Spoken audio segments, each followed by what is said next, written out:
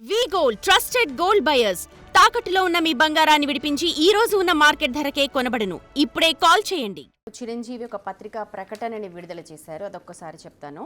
September 20 జరిగిన Andhra Pradesh assembly సమావేశంలో శాసనసభ్యులు కామినేని శ్రీనివాస్ గారు మాట్లాడిన అంశంపై గౌరవ శాసనసభ్యులు నందమూరి బాలకృష్ణ గారు స్పందిస్తూ మాట్లాడిన మాటల్లో నా పేరు ప్రస్తావనకి రావడం జరిగింది. అసెంబ్లీ వేదికగా శ్రీ బాలకృష్ణ గారు మాట్లాడుతూ కామినేని శ్రీనివాస్ గారు చెప్పినట్టు చిరంజీవి గారు గట్టిగా అడిగితే అప్పుడు ఆయన వచ్చాడు అన్నది అబద్ధం, గట్టిగా ఎవరు అడగలేదు అక్కడ అంటూ ఆయనంత పెద్దగా గట్టిగా చెబితే ఈయన దిగొచ్చాడంట, లేకపోతే సినిమాటోగ్రఫీ మినిస్టర్ను కలవాడంట అంటూ ఒకంత వ్యంగ్యంగా చెప్పడాన్ని నేను టీవీ ఛానల్లో చూశాను. ఈ అంశంలో నా పేరు ప్రస్తావనకి వచ్చింది కనుక నేను ప్రజలకు వివరణ ఇవ్వదలుచుకున్నాను. రాష్ట్రంలో వైఎస్ జగన్మోహన్ రెడ్డి గారి ప్రభుత్వం ఉన్నప్పుడు తెలుగు సినీ పరిశ్రమకు చెందిన కొందరు నిర్మాతలు, దర్శకులు, ఫిలిం ఛాంబర్ ప్రతినిధులు తన వద్దకు వచ్చి సినీ పరిశ్రమ నిర్మాణ వ్యయం పెరుగుతున్న దృష్ట్యా సినిమా టికెట్ల ధరల పెంపుదల గురించి రాష్ట్ర ప్రభుత్వంతో మాట్లాడితే బాగుంటుంది అని చెప్పి అందుకు నన్ను చొరవ తీసుకోవాలని కోరారు. అప్పుడు నన్ను కలిసిన వారిలో రాజమౌళి, కొరటాల, అలాగే త్రివిక్రమ్, మహేష్, ఎన్టీ రామారావు, డివి దానయ్య, మైత్రి మూవీస్, ఇంకా 2-3 ప్రముఖులు ఉన్నారు. వారి సూచనలతో నేను అప్పటి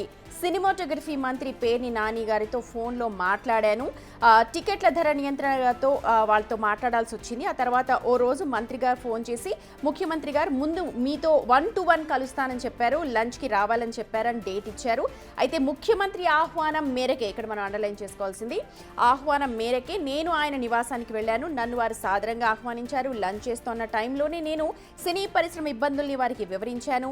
ఇండస్ట్రీకి మీకు మధ్య గ్యాప్ ఉందని అందరూ అనుకుంటున్నారు, సమయం ఇస్తే అందరం కలిసి వస్తామని చెప్పాను. కొన్ని రోజుల తర్వాత మళ్ళీ పేర్ని నానిగారు నాకు ఫోన్ చేసి కోవిడ్ సెకండ్ ఫేజ్ కొనసాగుతోంది కాబట్టి 5 మాత్రమే వస్తే బాగుంటుంది అని చెప్పారు. నేను ఇప్పుడు 10 మందిని తీసుకొస్తామని చెప్తే సరేనని కూడా అన్నారు. డేట్ ఫిక్స్ చేశాం. అప్పుడు నేను బాలకృష్ణ గారికి ఫోన్ ద్వారా సంప్రదించాను. అయితే ఆయన అందుబాటులో రాలేదు.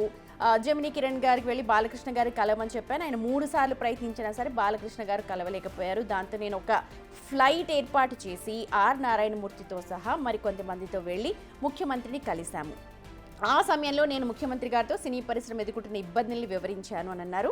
అయితే మొత్తం దీని ద్వారా ఇటు నిర్మాతలకు, అటు డిస్ట్రిబ్యూటర్లకు, ఎగ్జిబిటర్లకు లాభం చేకూరింది. నేను రాష్ట్ర ముఖ్యమంత్రితోనైనా సామాన్యుడితోనైనా నా సహజ సిద్ధమైన ధోరణిలోనే గౌరవం ఇచ్చి పుచ్చుకునే విధానంలో మాట్లాడతాను. నేను ప్రస్తుతం ఇండియాలో లేను కనుక పత్రికా ప్రకటన ద్వారా ఈ వాస్తవాన్ని తెలియజేస్తున్నాను. అప్పుడు జరిగింది, ఎందుకంటే ఆ సందర్భంలో జరిగిన వాస్తవాలని ఆయన ఒక పత్రికా ప్రకటన ద్వారా మనకు తెలియజేశారు. జగన్మోహన్ రెడ్డి సైకో అనడం ద్వారా నార్మల్ టైంలో అనడం వేరు, కాంటెక్స్ట్ వేరు.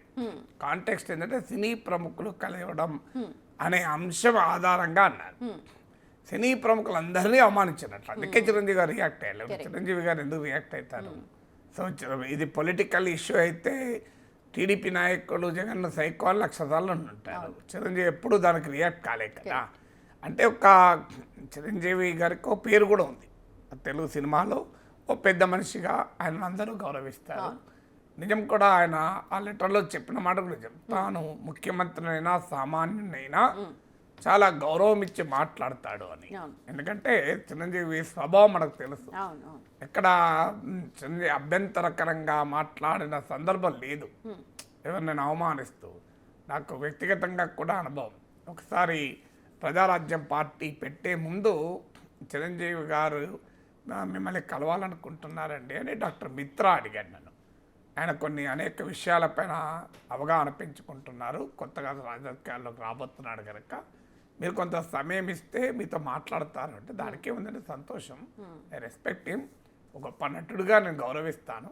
అందులో ఒక రాజకీయ జీవితంలోకి వస్తున్న వ్యక్తి నాకు తెలిసిన 4 ముక్కలు చెప్పడానికి ఏముంది, సంతోషంగా వస్తానని చిరంజీవి గారి ఇంటికి కూడా వెళ్ళాను. నేను వెళ్ళి దాదాపు 1/2 అవర్ అనుకున్నది 4 గంటల పాటు మాట్లాడాను. సో అప్పుడు కన్నబాబు కూడా చిరంజీవితోనే ఉండే, తర్వాత పార్టీ మారచ్చు కానీ.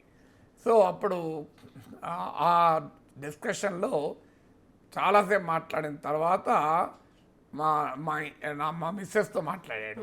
ఆఖరికి మా అమ్మ నాన్నతో లాస్ట్ నా కూతురుతో కూడా మాట్లాడాను. కూతురు చిన్నమ్మాయి, ఆమెతో కూడా ఏంటమ్మా బాగున్నావా అని. అంటే అవసరం కూడా లేదు కదా చిరంజీవి గారికి. అంటే ఆ కార్డియాలిటీ ఉన్నది అని చెప్పడానికి నేను ఈ ఉదాహరణ కూడా ఇచ్చాను. తర్వాత మళ్ళీ రామ్ చరణ్ పెళ్ళికి వెళ్ళాం మేము ఫ్యామిలీతో. వెళ్తే ఫస్ట్ చూసుతున్న కూతురుతోని, అమ్మ నీ పేరు చాలా యూనిక్గా ఉంటుంది కదా అన్నాడు. నా కూతురు పేరు అమర్త్య సేన్కు నోబెల్ బహుమతి వచ్చినప్పుడు పుట్టింది అది. సో అమర్త్య నీ పేరు చాలా యూనిక్గా ఉంటుందమ్మా అన్నాడు. అంటే కొన్నేళ్ల తర్వాత కూడా గుర్తుంచుకొని అన్నాడు. సో అందువల్ల చిరంజీవి గారికి ఉండేటువంటి ఒక స్వభావ రీత్యా చిరంజీవికి ఆ లక్షణం ఉంది. సో ఎక్కడ అది అందుకే ఆయన రెస్పాండ్ అయ్యాడు. చలనచిత్ర పరిశ్రమకి సంబంధించి అక్కడ వచ్చింది కాబట్టి ఆయన పేరు ప్రస్తావనకు వచ్చింది కాబట్టి ఆయన ఒక పత్రికా ప్రకటన విడుదల చేశారు. అండ్ ఆ పత్రికా ప్రకటనలో తన బిహేవియర్ గురించి కూడా చెప్పడం ద్వారా ఇండైరెక్ట్ గా బాలకృష్ణ ప్రవర్తన సరళి సున్నితంగా విమర్శించారు. ఆయన సహజ శైలిలో ఆయన ఏమన్నాడు, ముఖ్యమంత్రినైనా సామాన్యునైనా నేను ఒకే రకంగా నా శైలిలోనే గౌరవిస్తాను. అది నిజం కూడా. సినిమా పరిశ్రమతో సంబంధం ఉన్నవారే కాదు, బయట వారు కూడా ఒప్పుకుంటారు. అభ్యంతరకరంగా చిరంజీవి మాట్లాడి వివాదమైంది. అసలు చిరంజీవి రాజకీయాల్లో ఫెయిల్ కావటానికి అదొక కారణం. ఆయన రాజకీయాల్లో ఉండాల్సిన పరుష స్వభావం ఆయనకు లేకపోవడమేనా ఆయన బలహీనత ఒక రకంగా. ఇప్పుడు అలా బాలకృష్ణ మాట్లాడడాన్ని ఇప్పుడు ఆయన వ్యక్తిగతంగా చూడాలా, ఫ్రస్ట్రేషన్లో మాట్లాడాలనుకోవాలా? ఎందుకంటే ఇప్పుడు ఆ రోజు ప్రభుత్వంతో లేకపోతే ఆ రోజు సినిమా ఇండస్ట్రీలో ఉన్న కష్టాలు మనం అందరం వెళ్ళి కలవడం మూలంగా ఆ తర్వాత కొన్ని సినిమా టికెట్ రేట్లు పెంచుకోవడానికి దోహదపడింది. దీని ద్వారా నిర్మాతలకి, డిస్ట్రిబ్యూటర్లకి అందరికీ కూడా కాస్త లాభం చేకూరింది. సో ఇందులో అట్లాంటిది ఏమీ లేదు, అందరు అక్కడ ఉన్న వాళ్ళు సాక్ష్యమే అని చెప్పి చిరంజీవి గారు అంటూ ఉన్నారు. మరి ఇప్పుడు బాలకృష్ణ మాట్లాడిన మాటలు దీనికి మొత్తం కాంట్రడీలో ఉంది. అది బాలకృష్ణ వివరణ ఇవ్వాలి, నేను ఇవ్వలేను. కానీ బాలకృష్ణ ఆయన వివరణ ఇస్తారని వ్యక్తిగా మాత్రమే కాదు కదా, ఆయన ఒక సినీ పర్సనాలిటీ. చంద్రబాబు నాయుడుకు సయాన బావమర్ది, తెలుగుదేశం పార్టీ అధికార పార్టీ ఎమ్మెల్యే. సో ఇవన్నీ ఫ్యాక్టర్స్ ఉన్నప్పుడు you expect more responsible behaviour from Balakrishna. అది కూడా తోటి సినీ ప్రముఖులతో సంబంధం ఉన్న అంశం. నార్మల్ పొలిటికల్ అంశంలో మీరు ఏమన్నా అనుకోండి, జగన్లో అభ్యంతరం లేదు. కానీ తోటి సినీ ప్రముఖులతో సంబంధం ఉన్న అంశం పైన ఇవాళ బాలకృష్ణ వ్యాఖ్యలకు చిరంజీవి సమాధానం చెప్పాల్సి వచ్చింది. చిరంజీవి ఎవరు? పవన్ కళ్యాణ్ సోదరుడు. పవన్ కళ్యాణ్ ఇప్పటికీ అత్యధికంగా గౌరవం ఇచ్చే అన్న. సో ఇప్పుడు ఆల్రెడీ మనకు పవన్ కళ్యాణ్ వర్సెస్ లోకేష్ అని డిప్యూటీ సీఎం అన్నప్పుడు పెద్ద చర్చ నడిచింది. దానికి రకరకాల ఇంటర్ప్రిటేషన్లు, కొంతమంది మంత్రులు కూడా లోకేష్ను సీఎంఏ చేయాలి అని వరల్డ్ ఎకనామిక్ ఫోరంలో కూడా టీజీ భరత్ అన్నాడు, బయట కూడా అన్నారు. దానికి ఉచ్చయ్య చౌదరి లాంటి సీనియర్లు సమాధానం ఇచ్చారు. ఒక్కరే ఉప ముఖ్యమంత్రి ఉంటాడో అది అవగాహన మేరకు, జనసేనతో అవగాహన మేరకని జన సైనికులు నొచ్చుకున్నారు కూడా పవన్ కళ్యాణ్ ప్రాధాన్యత తగ్గుతుందని. సో ఆల్రెడీ ఆ చర్చ అంతా నడిచింది, పవన్ కళ్యాణ్ వర్సెస్ లోకేష్ అని. ఇప్పుడు కొత్తగా బాలకృష్ణ వర్సెస్ చిరంజీవి అని. ఈ తెలుగుదేశం పార్టీకి బలాన్ని చేకూరుస్తుందా ఇది? అందువల్ల కొన్ని విషయాల్లో ఇతరులతో సంబంధం ఉన్నప్పుడు ఉందాగా వ్యవహరించడం అనేది మరీ ముఖ్యమవుతుంది కదా. ఒక ఫ్రస్ట్రేషన్లో మాట్లాడారు అని అనుకోవడానికి ఏమైనా ఉందా? అది నేను ఎలా చెప్పగలుగుతాను, నాకు సంబంధం అంశం కదా. ఆయన ఆయనతో నేనే పర్సనల్గా మాట్లాడినప్పుడు నేను అలా స్వీపింగ్ జనరలైజేషన్స్ ఎప్పుడు చేయను. ఆయన ఫ్రస్ట్రేషన్ ఉంది అని నేను ఎట్లా కామెంట్ చేస్తాను? బయట కూడా అలా మాట్లాడారు అన్నారు కదా, అందుకని మై వే ఆఫ్ అనాలిసిస్. నేను ఎవరిని అట్లా వ్యక్తిగతంగా వ్యాఖ్యానించను. వాడు ఆయన అన్న మాటల పైన కామెంట్ చేయగలను, కానీ ఆయన ఫ్రస్ట్రేషన్తో అన్నాడా లేదా అన్న నాకు సంబంధం అవసరం. Okay, right. అయితే ఇప్పుడు మీరు అన్నట్టుగా సినిమా ఇండస్ట్రీని అంతా కూడా ఇక్కడ ఇన్వాల్వ్ చేశారు కాబట్టి పెద్దన్న పాత్ర పోషిస్తున్న చిరంజీవి గారు కూడా ఇక్కడ స్పందించాల్సి వచ్చింది. అండ్ ఆ మాటలు ఇప్పుడు ఆ రోజు జరిగిన సన్నివేశం ఏంటి అన్నది ఆ రోజు ఆయన పాల్గొనలేదు ఆ మీటింగ్లో. ఎందుకంటే 3 సార్లు ఇప్పుడు ఇక్కడ ఆయన క్లియర్గా రాశారు, వేరే వ్యక్తిని కూడా పంపించాము కానీ అందుబాటులో లేని కారణంగా మేమే వెళ్లాల్సి వచ్చింది అని చెప్పి కూడా ఇక్కడ క్లియర్గా రాశారు.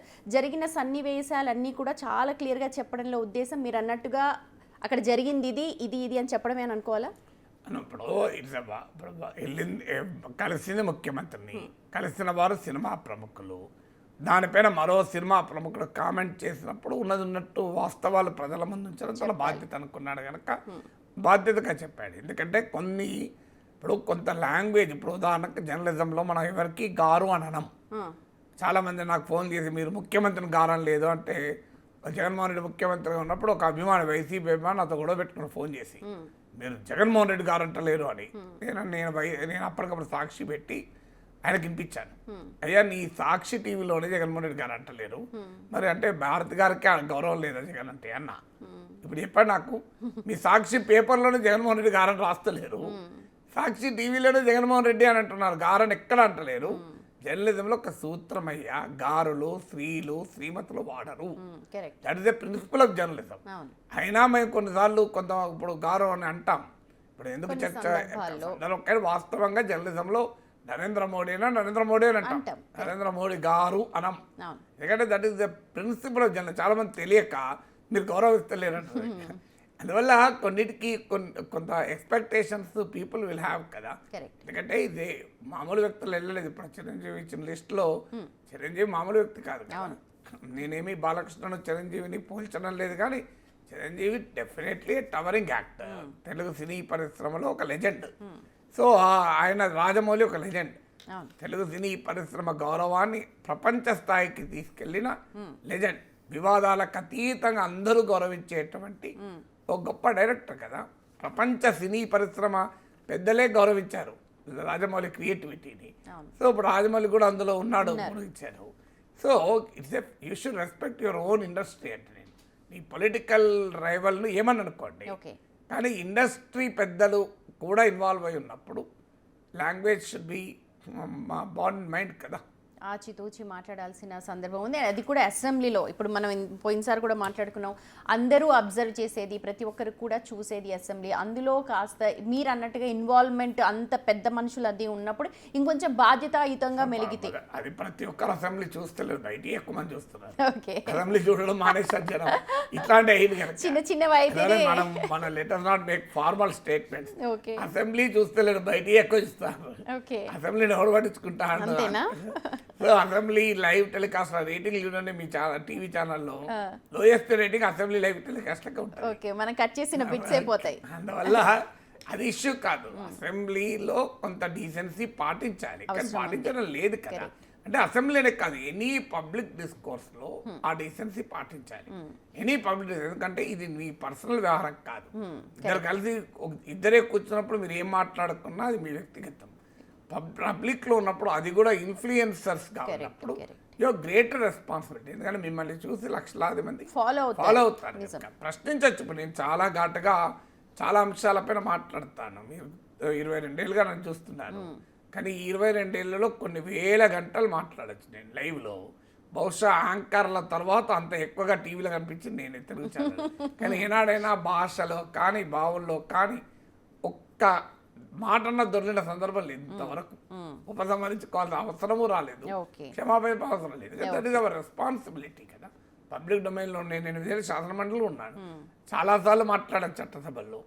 ఎంత తీవ్రంగానైనా ప్రభుత్వాలు ప్రశ్నించాను, కానీ ఏనాడు భాషలో కానీ బాడీ లాంగ్వేజ్లో కానీ అరగెన్స్ను ఏనాడు డిస్ప్లే చేయలేదు, చేయకూడదు కూడా. Public life as certain moral standard అయితే అవి ఏనాడో అంతమయ్యాయి.